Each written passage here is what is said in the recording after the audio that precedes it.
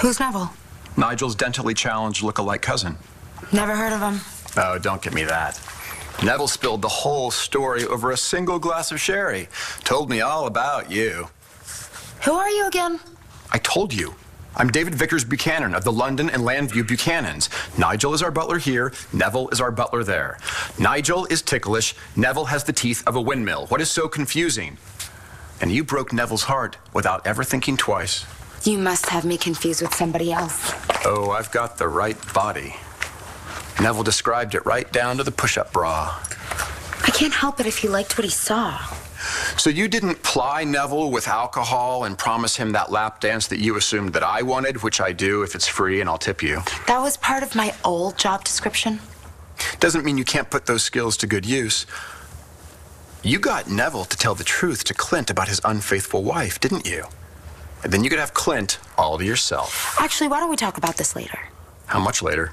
Tonight, over drinks at Rhodey's or wherever you're staying.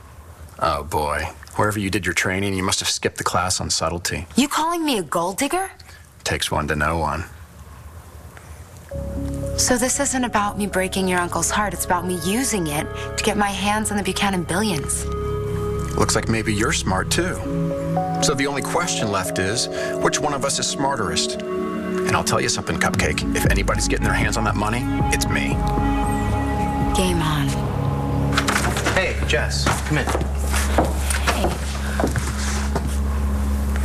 What's going on? Sorry I couldn't get into it on the phone. I didn't want to scare you. Like you are right now? Did something happen? Mitch made a move. I heard you were back in town. And you've been profiting quite handsomely from my return. Now you lost me there. Well, how many times have I been on the front page of that pathetic rag of yours? Now, 4, 5? But who's counting?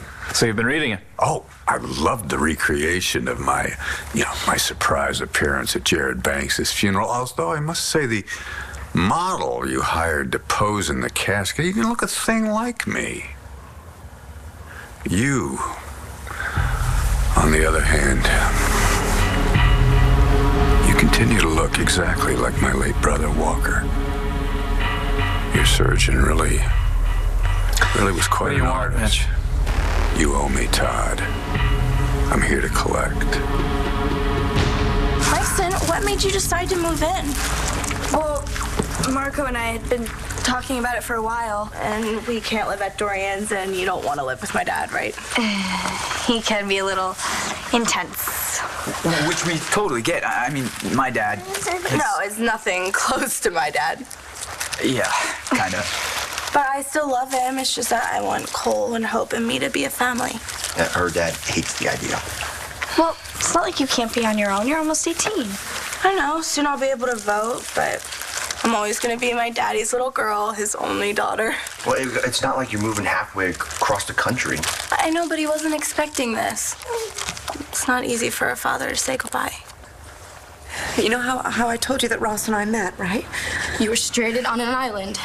Yes. You fell in love, got married, and then went back to Tahiti and had me. That's right. That's right. Well, we weren't alone on that island. What? You always said it was just you and Dad. It was Ross, me, and Todd. When I was little, and you told me the story. No, I know. We left out that part. Why? You were little. We didn't think you needed to know that. Know what? That you slept with Todd? It was only once. It was only once.